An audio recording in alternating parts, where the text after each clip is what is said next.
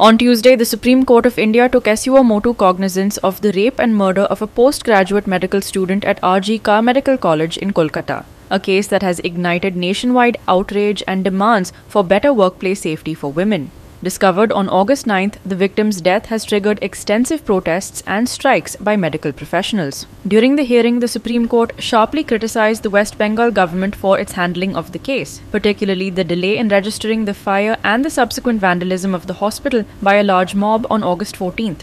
The court expressed disbelief that such a large crowd could breach the hospital's security and cause damage without police intervention. The court has demanded that the CBI submit a status report on the investigation by August 22nd and has also instructed the West Bengal government to provide an update on the progress of the probe into the vandalism.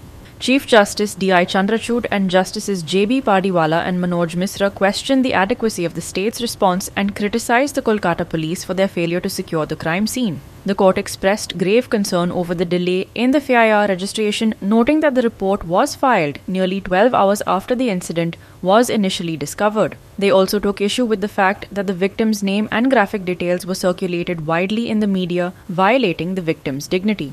What happened in Kolkata is concerned. Well, a couple of things from what we have. Of course, first, let me begin by saying that we are deeply concerned with the fact that the name of the deceased who was assaulted and murdered, the name has been published all over the media.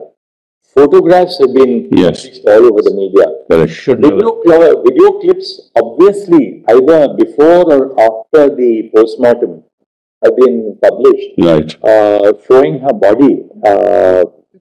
After she was subjected to it.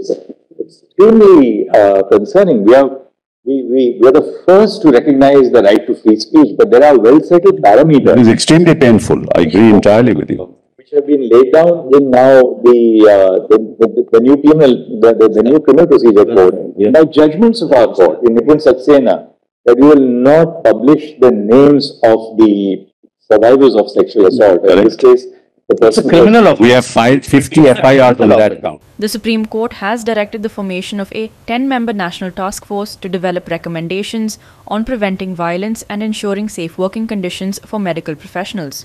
This task force will include experts from various healthcare fields and is expected to submit its interim report within 3 weeks. The court has warned the West Bengal government against using its power to suppress peaceful protests and has emphasized the need for a national protocol to ensure safe working environments for doctors, particularly those on the front lines of healthcare. Chief Justice Chandrachud also highlighted the urgent need to address gender violence and ensure the safety of medical professionals in India, calling for immediate action to prevent such tragedies. With few or no protective systems to ensure their safety, medical professionals have become vulnerable to violence. With the involvement of systemic issues for healthcare across the nation, this court has had to intervene. Women are at particular risk of sexual and non-sexual violence in these settings. Due to ingrained patriarchal attitudes and biases, relatives of patients are more likely to challenge women medical professionals.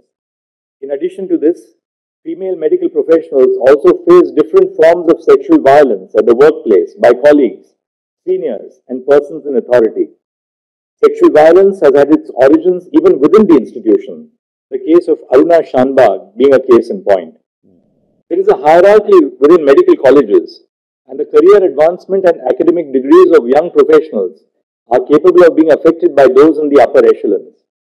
The lack of institutional safety norms at medical establishments against both violence and sexual violence against medical professionals is a matter of serious concern. Manish Parab and Muzaif Sheikh for GOA365.